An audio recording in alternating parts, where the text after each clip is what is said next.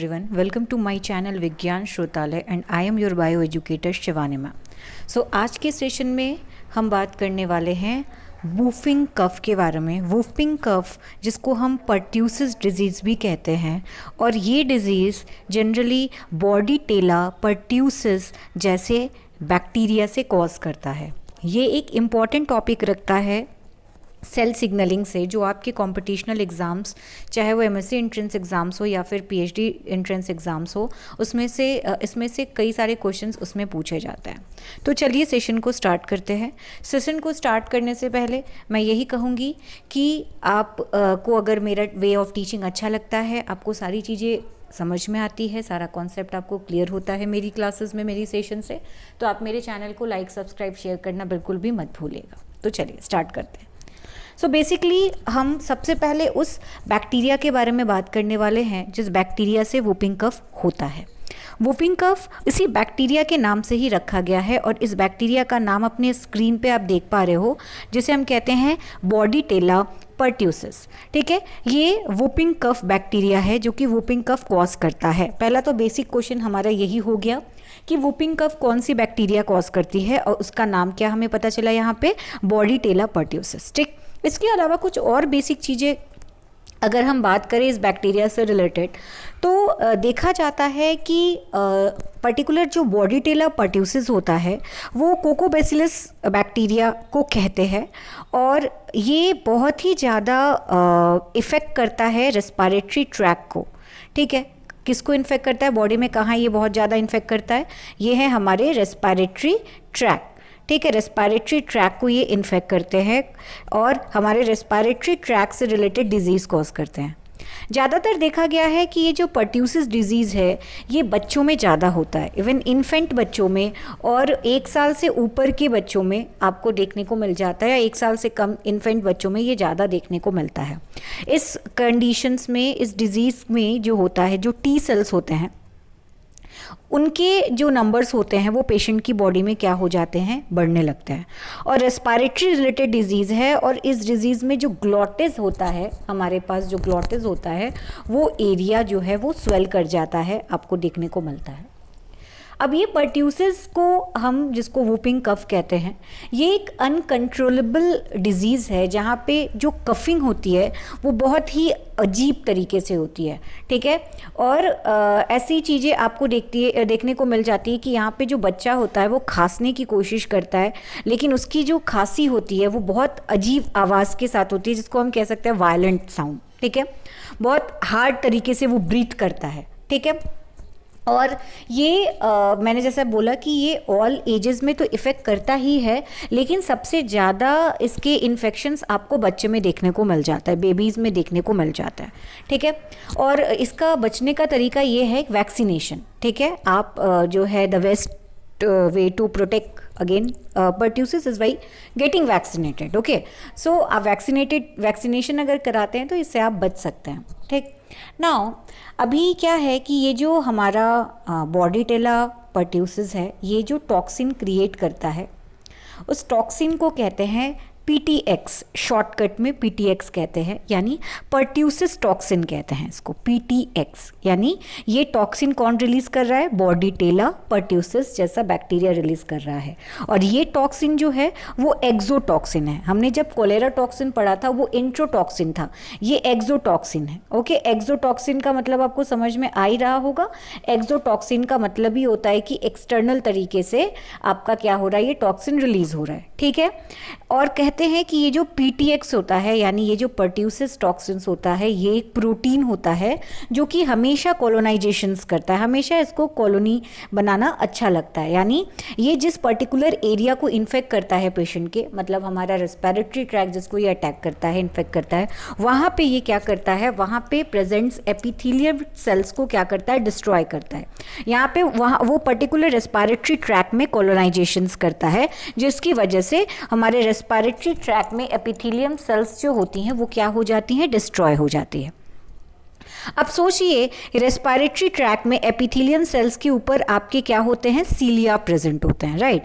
तो अब epithelium cells को डिस्ट्रॉय कर रहे हैं तो ऑब्वियसली सी बात है कि ये सीलिया भी क्या हो जाएंगे, डिस्ट्रॉय हो जाएंगे, ठीक है। और सीलिया का काम क्या होता है, सीलिया का काम होता है कि वो म्यूकस का सेक्रेशन करने में हेल्प करती है।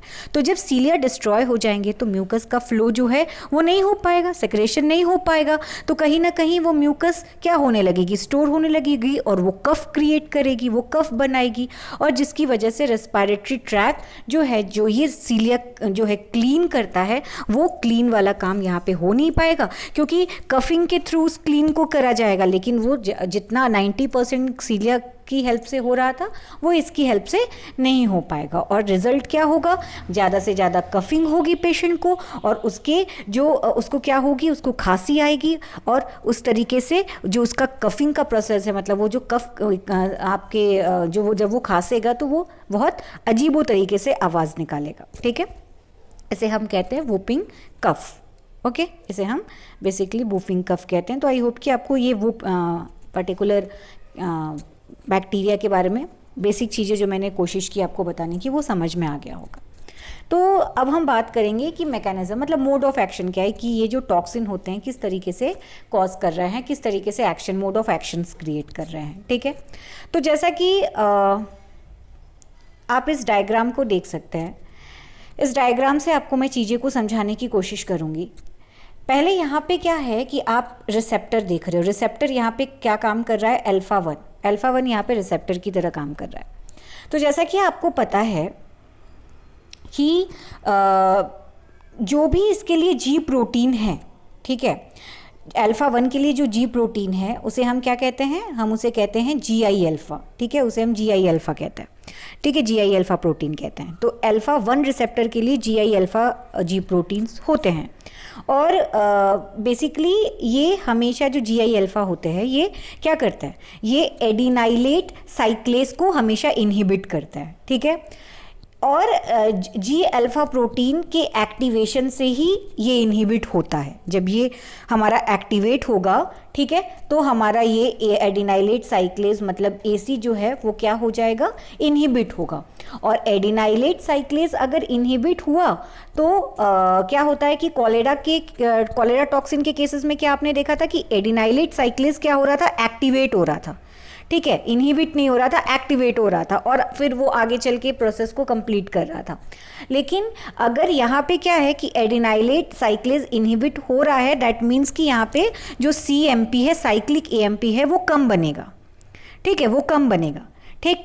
और जो पर्ट्यूसिस के कंडीशंस में क्या होता है, उसके कंडीशंस में आपको थोड़ा सा अलग देखने को मिल जाता है। अलग क्या देखने को मिल जाता है, अलग ये देखने को मिल जाता है कि यहाँ पे सबसे पहले तो हमारा क्या हो रहा है कि जो रिसेप्टर है जी अल्फा वन के लिए, G1 अल्फा यहाँ पे काम कर रहा है जी प्रोटीन, तो यहाँ पे ये जब एक्टिवेट होगा, ठीक है, तो एडिनाइलेट साइक्लेज इनहिबिट होगा तो साइक्लिक AMP कम बनेगा, ऐसा हमने पढ़ा। लेकिन इसके केसेस में क्या है कि पर्ट्यूसिस जो टॉक्सिन है वो क्या करेगा, वो टॉक्सिन जब पर्टिकुलर पर्सन को इन्फेक्ट करेगा तो वो टॉक्सिन आके यहाँ पे ADP राइबोसाइलेशन कर लेगा, ठीक है। वो क्या करेगा, पर्ट्यूसिस टॉक्सिन ADP का राइबोसाइलेशन कर लेगा, और ADP का राइबोसाइलेशन मैंने कोलेरा टॉक्सिन में भी पढ़ाया था आपको। अगर आप में से जो भी लोग मेरा ये सेशन, ये वीडियो देख रहे हैं, तो मैं आपसे यही कहूँगी कि सबसे पहले आप कोलेरा टॉक्सिन वाला वीडियो देखिए, तो आपको चीज़ें और क्लियर हो जाएंगी जो मैं यहाँ पे बताने की कोशिश कर रही हूँ। तो ADP राइबोसाइलेशन का मतलब होता है कि ADP के राइबोस का जुड़ना, ADP राइबोस के मॉलिक्यूल्स का ऐड होना, ठीक है। तो अभी क्या होगा कि यहाँ पे जो GI अल्फा है, इस पे ये टॉक्सिन जो होगा, टॉक्सिन का नाम मैंने क्या बोला, मैंने बोला PTX, ठीक है, शॉर्टकट है पर्ट्यूसिस टॉक्सिन्स। ये क्या करेगा, GI अल्फा में ADP का राइबोसाइलेशन कर देगा, जिसकी वजह से ये जो GI अल्फा है और ये जो पूरा कॉम्प्लेक्स सिस्टम है, ये क्या करेगा, ये पूरा कॉम्प्लेक्स सिस्टम GI अल्फा का ये पूरा सिस्टम लॉक हो जाएगा, ठीक। जब लॉक हो जाएगा, जहाँ जो कि GDP से बाउंड है, ठीक है, तो अभी जब ये लॉक हो जाएगा, इसकी वजह से एडिनाइलेट साइक्लेज क्या हो जाएगा, इनहिबिट हो जाएगा, जो कि कोलेरा टॉक्सिन के केस में एक्टिवेट हो रहा था, ठीक। अब जब यहाँ पे इनहिबिट हो, नॉर्मल कंडीशन में तो इनहिबिट होता है, लेकिन अब सोचो कि अगर ये ब्लॉक हो गया है तो ये क्या करेगा, ये इसको इनहिबिट कर पाएगा क्या, ना जनरली अगर ये ब्लॉक नहीं होता तो ये क्या करता, ये इसको इनहिबिट करता है एडिनिल साइक्लेज को, और एडिनाइलेट साइक्लेज को एक्टिवेट करेगा तो फिर सीएमपी क्या होगा, वो कम बनेगा। सीएमपी कम बनेगा तो फिर पीकेए क्या करेगा, अपने टारगेट प्रोटीन का फॉस्फोराइलेशन करेगा। यही हो रहा था। लेकिन जब ये ब्लॉक कर दिया हमारे टॉक्सिन भाई साहब ने, और इसको जब ब्लॉक किया, यानी इस पे ब्लॉक करने के लिए इसने क्या किया, एडीपी राइबोसाइलेशन किया, तो ये क्या करेगा, ये हमारा एसी का यानी एडिनाइलेट साइक्लेज का क्या बोलते हैं, इनहिबिशन नहीं कर पाएगा। अब जब इसका इनहिबिशन नहीं हो पा रहा है, तो साइक्लिक एएमपी का फॉर्मेशन भी ज़्यादा नहीं होगा, है ना। साइक्लिक एएमपी का फॉर्मेशन क्या हो जाएगा, लो हो जाएगा। और हमारा जो पीकेए है वो भी जो है उसका भी एक्टिवेशन क्या होगा, पीकेए का एक्टिवेशन भी ज़्यादा हो जाएगा। ठीक है, इसका साइक्लिक एएमपी का भी फॉर्मेशन ज़्यादा होगा, मैंने उल्टा बोल दिया। साइक्लिक एएमपी का भी फॉर्मेशन ज़्यादा हो जाएगा, जिसकी वजह से जो आपका पीकेए है उसका भी फॉर्मेशन क्या हो जाएगा, ज़्यादा हो जाएगा, मतलब वो एक्टिवेट हो जाएगा। ठीक, अब जहाँ ज़्यादा से ज़्यादा जब ये एक्टिवेट होगा तो आपको पता है कि पीकेए क्या करता है, अपने टारगेट प्रोटीन का फॉस्फोराइलेशन करता है, उसको एक्टिवेट करता है, देन वो टारगेट प्रोटीन को एक्टिवेट कर देगा। बहुत सिंपल सा स्टेप है, बहुत ज़्यादा टफ नहीं है। सबसे पहले यहाँ पे आप देख सकते हैं कि अल्फा 1 रिसेप्टर काम कर रहा है, किसके लिए, G1 अल्फा जी प्रोटीन के लिए। ठीक है, अभी क्या हो रहा है कि जहाँ टॉक्सिन आया पेशेंट के बॉडी में, उसने क्या किया, टॉक्सिन का नाम क्या है, PTX। ठीक, उसने क्या किया, अब उसने एडीपी राइबोसाइलेशन किया जीडीपी बाउंडेड एरिया में, जी प्रोटीन से।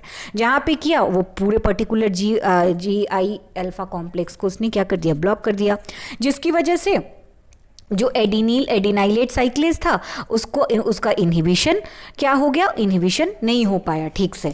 जब उसका इनहिबिशन जो है वो ठीक से नहीं हो पाएगा, वो इनहिबिट नहीं हो पाएगा, तो उसकी वजह से साइक्लिक एएमपी क्या हो जाएगा, ज़्यादा से ज़्यादा बनेगा। जब ज़्यादा बनेगा, उसका फॉर्मेशन ज़्यादा होगा, तो पीकेए का भी एक्टिवेशन ज़्यादा होगा। जब पीकेए का एक्टिवेशन ज़्यादा होगा तो पीकेए क्या करेगा, अपने टारगेट प्रोटीन को एक्टिवेट कर देगा।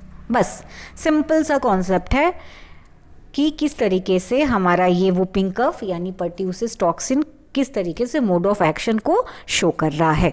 ठीक है, तो ये आज का सेशन था इस टॉपिक पे। आई होप कि आपको आज का ये सेशन समझ में आया है और आपके लिए हेल्पफुल रहेगा आपके एंट्रेंस एग्जाम्स और कंपटीशन एग्जाम्स को क्वालिफाई करने के लिए। तो आज के सेशन में इतना ही, फिर मिलेंगे एक नए टॉपिक के साथ, नए सेशन के साथ। Thank you.